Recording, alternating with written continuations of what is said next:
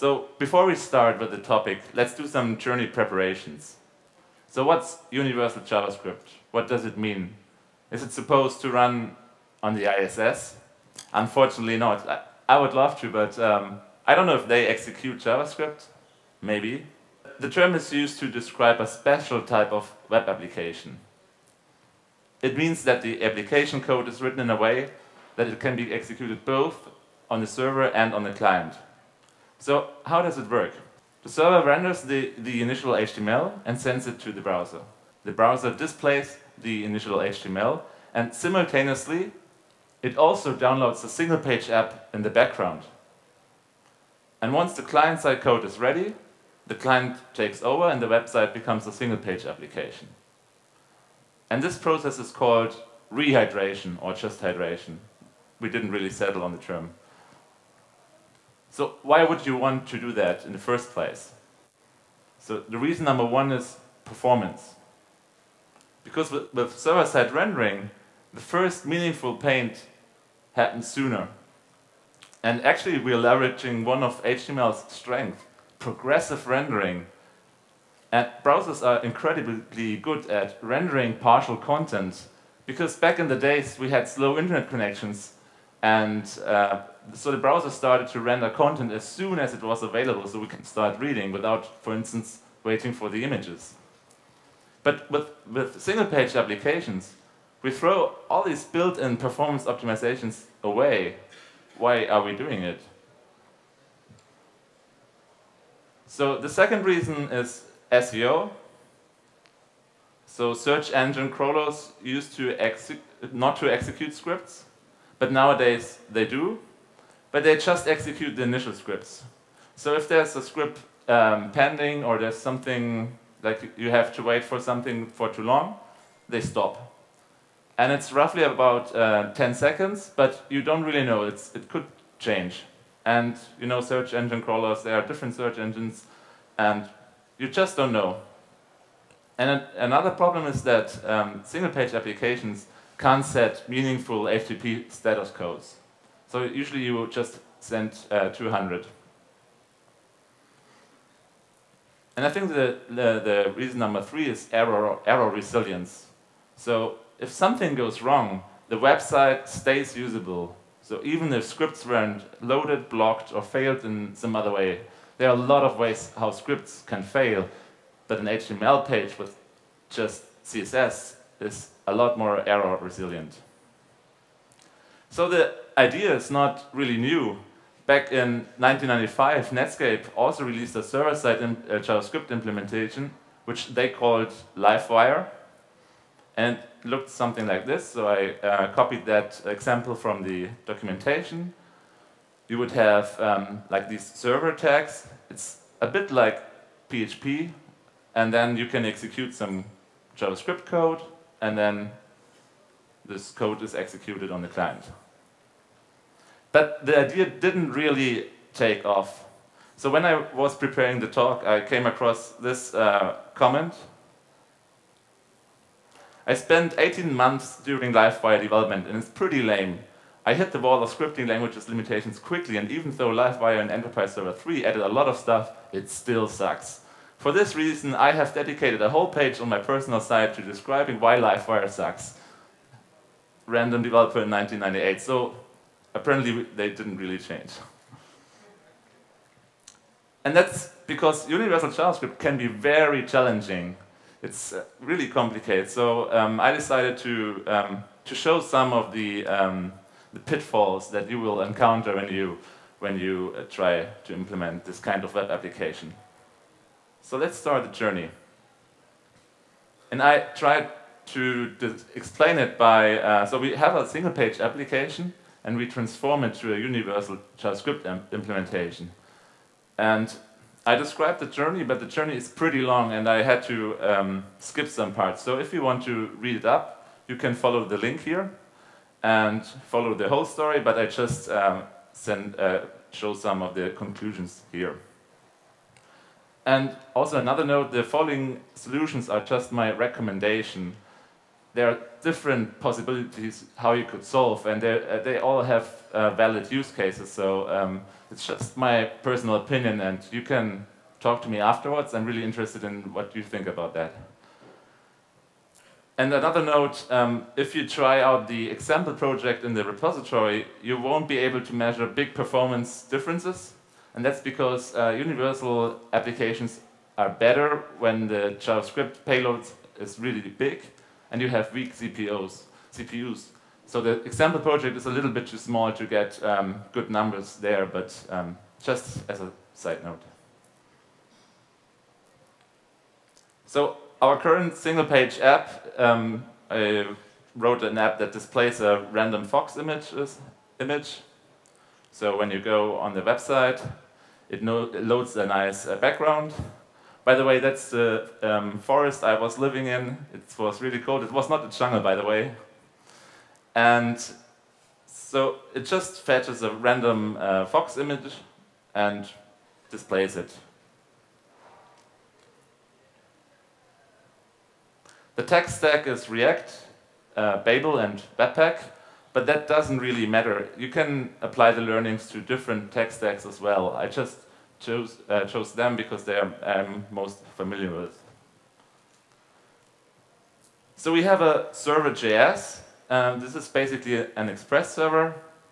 So we have the API route that takes the GET request for the Fox image. It calls await fetch for on the remote API and sends the response to the client. We have to do that because we can't do cross-origin requests in the browser.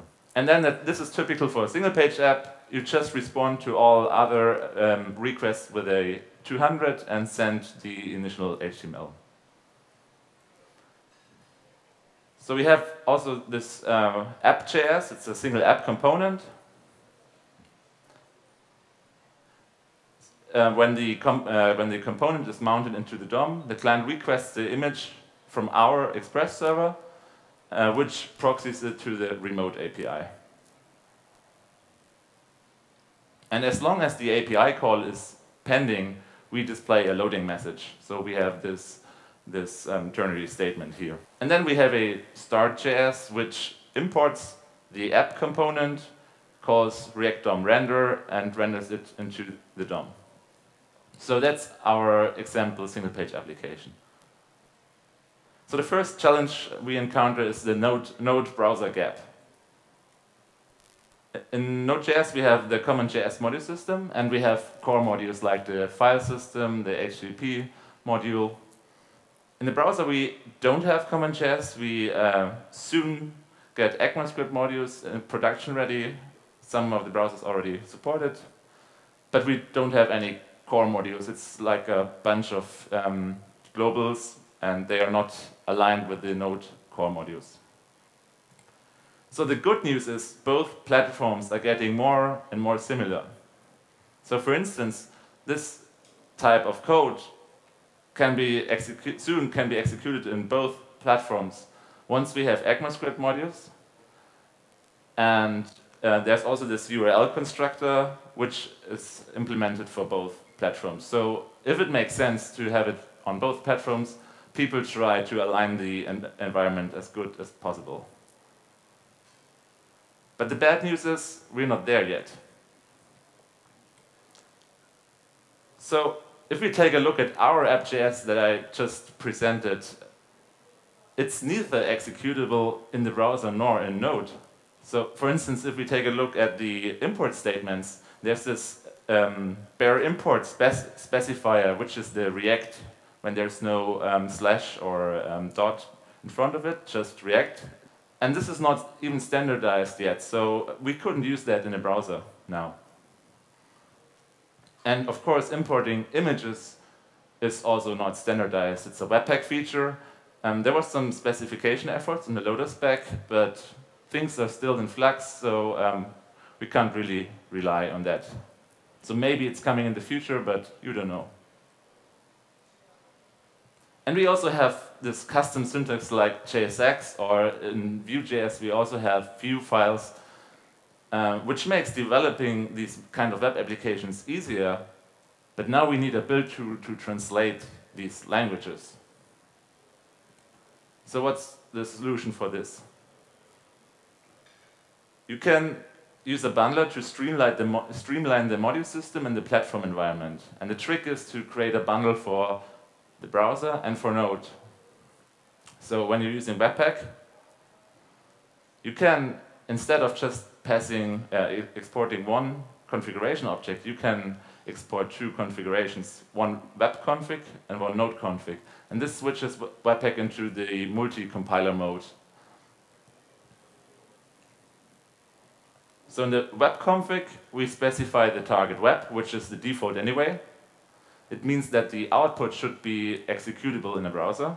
But we also have this Node config where we specify target node, which means it should be executable in Node.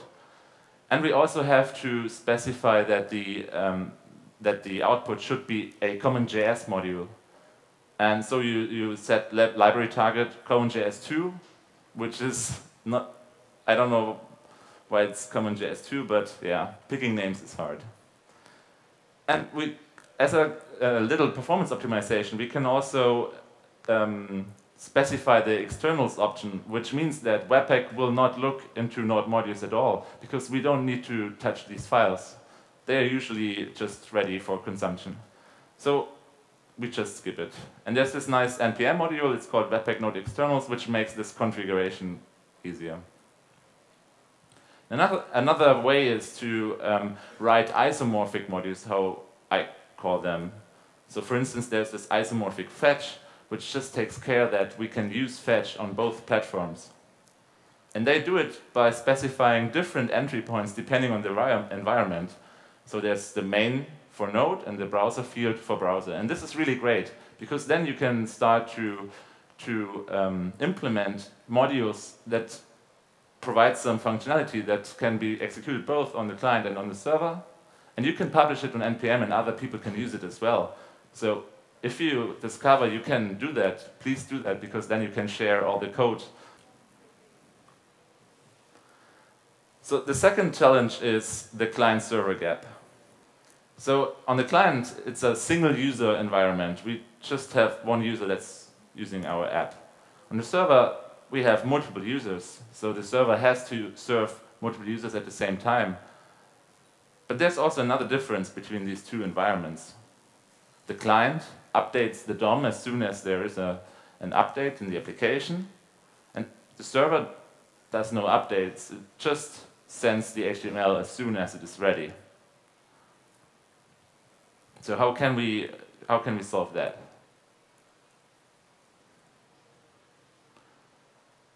You should keep the process stateless, which means that you have to maintain the application state for each request. You can't just put things into the global module scope that are user dependent. You need to pass this application state through the whole application. So in general, you try to design the app in a way that it can be used by multiple users at the same time. And this is kind of a mind shift again from single page application. Another way is to create two app entries. So we have a client and a server app entry, and that's the place where you can put platform-specific or environment-dependent code.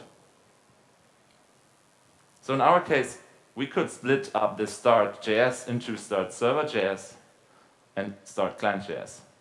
So on the server, now we need to export a function because we need to create a new HTML string on each incoming request. And we call this React DOM server render to string. Then inside the index HTML.js, where we render the initial index HTML, we import the server bundle that we just created. And then we call the function, and the function returns a string, and then we can embed that into the index HTML template. And on the client, in the start client.js, we call React DOM hydrate with the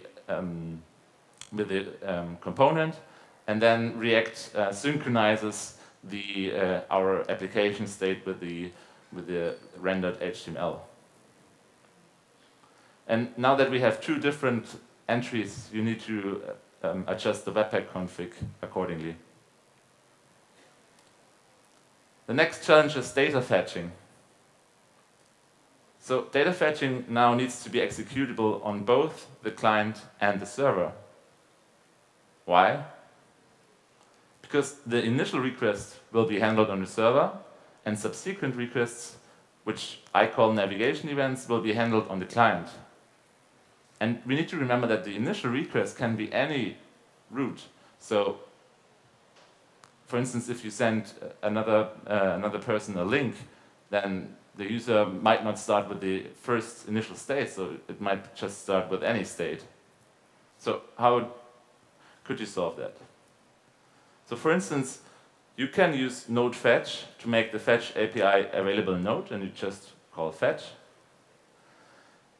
You always need to remember that when the data fetching is executed on the client, we can't do cross-origin requests, which we can do in Node, but we can't do on the client. So we always need to proxy all the requests via our own API. And that we also have to use absolute URLs to fetch the data from our own API. And this is the place where you might be thinking, oh, that's weird. Why do we have to use absolute URLs? Yes, your server may end up doing an HTTP request against itself. This is really surprising, but it's fine, really. It sounds counterintuitive, but then you can later you can decide to separate the API from your application, and then your app still works. And as long as you don't have any performance bottleneck, it's fine. But if you're using GraphQL, for instance, you can circumvent that, so it does not do an HTTP request. It just calls some functions to fetch the data. But there's also another problem. When we visit the page, we get this state. So in the HTML, we see that we're currently in the loading state, not in the final state with the data. So we have to. This is because in component.mount,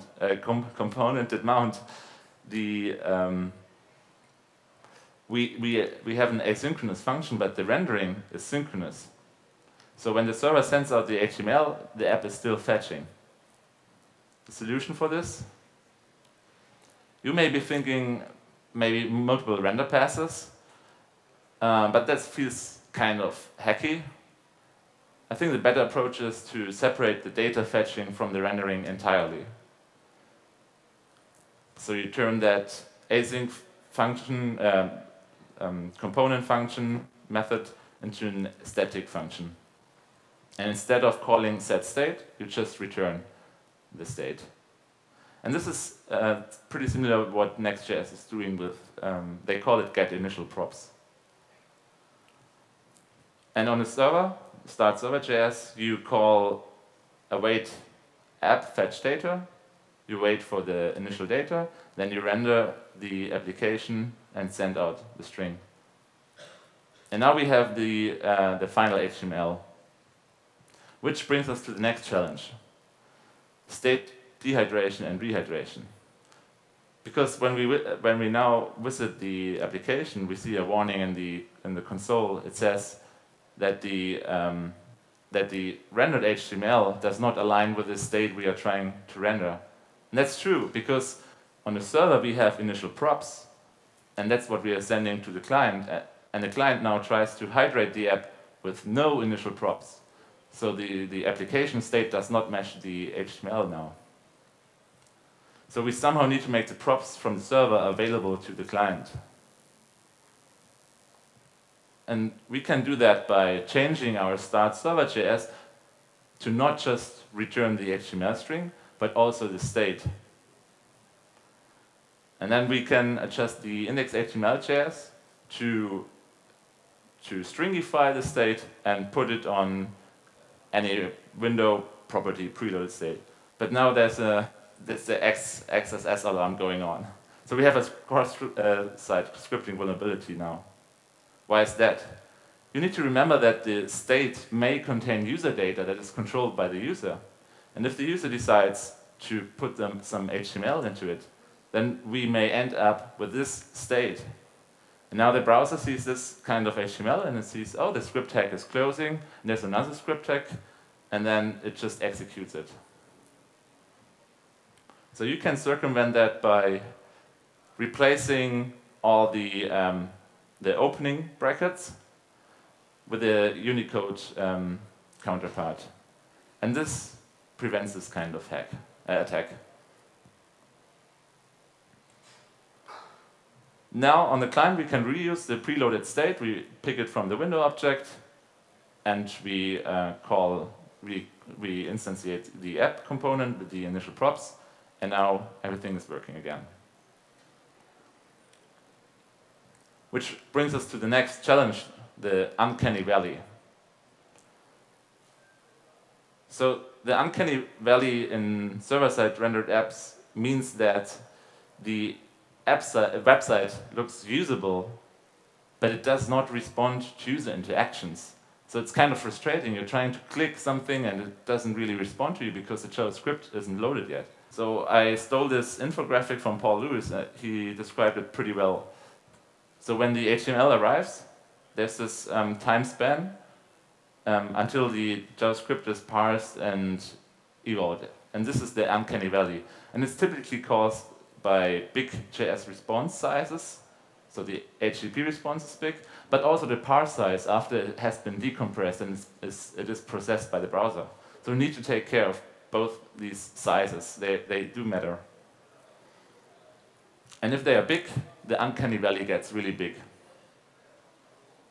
The solution for this?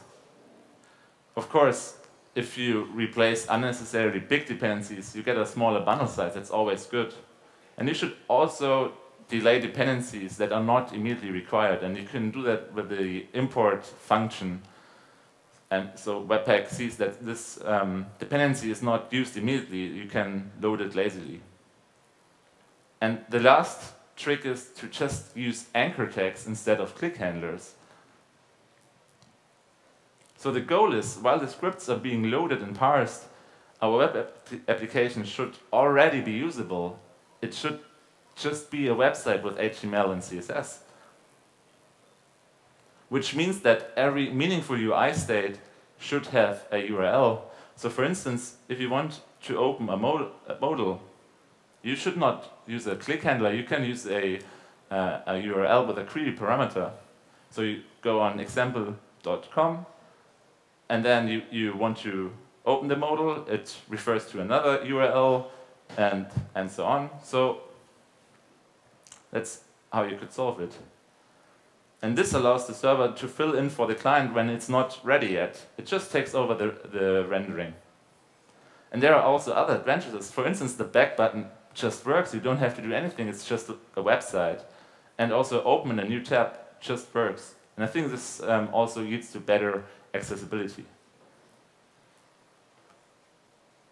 So, but we do want to have a single-page application. So in the start client.js, you can, for instance, use this library. It's called nano-href, and it captures all the clicks on anchor tags.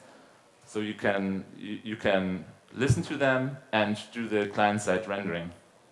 And this is where the client takes over when it's ready. The next challenge is response streaming. Because there's a problem now. As long as we're waiting for the data to be loaded, we just keep the client pending for now.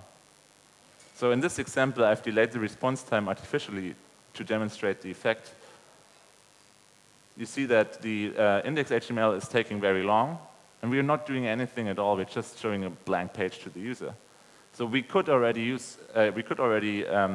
send all the static parts of our application, so the user can start to download all these static assets. So we need to write the server entry in a way that it allows it to send out parts of the document as soon as they are final.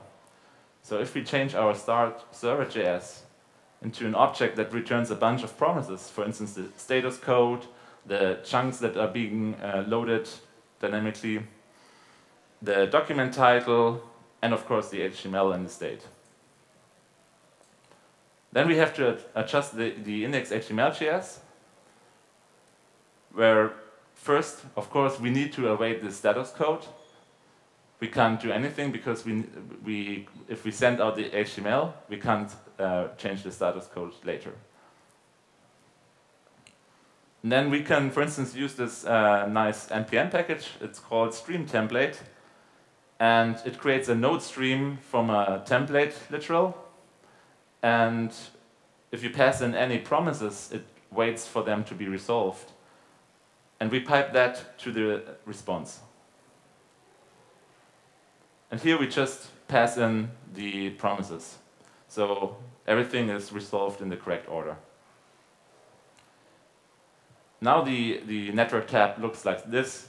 So while we are waiting for the remote API or for the data to be loaded, we already send the client JS to the user.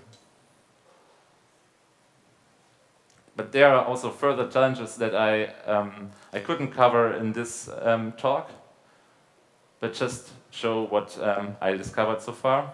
So long-term caching is also a problem if you're using URLs with hashes. And the trick here is to use the Webpack assets manifest. It creates a manifest JSON, and then you get the mapping from the original source file name to the output file name with the hash. You also need to remember that there are not only GET requests, also post, put, patch, and delete. And you could use just a regular form with a method, but then, of course, you need to take care that the form doesn't allow other requests than GET and post. So there's this method override middleware for Express, and it allows other methods than post. On the client, you listen for the submit events on the document, and you handle just these submit events on the client. So when the client is ready, we have this nice single-page application experience. When the client is not ready yet, we just do regular server-side rendering. And your router needs to take care of these, of course. Now you also need to remember that we are vulnerable for the cross-site request forgeries, and you need to add a protection for that as well. But that's like all old-school web applications had to do. There are also other status codes like redirects, errors, and you need to handle them on the client and on the server in the appropriate way. So on the server, you send out the status code or do a location change, and on the client, the calls are different, but the functionality is the same. There's also another challenge when you have authentication. So you need to make sure that the server, when it receives a cookie from our API, you need to forward that to the client so the client gets the actual cookie. And there you need to make sure that you don't accidentally share cookies between different users. There are other things that you should take a look at. So you don't have to write everything for yourself. You can use solutions that are already out there. So for instance, there's RESL, which is kind of framework agnostic. It's really nice. It doesn't require you to have a certain application structure. It just takes care of the configuration, which can be time-consuming. And there's of course there's Next.js, which is pretty good. It's for React. There's also After.js, which is a mixture between Next.js and React router. There's also Nuxt.js for Vue.js. And if you like reading scientific papers, you can also read my master's thesis, which I put the link here. It's about universal JavaScript. So happy hacking and thank you.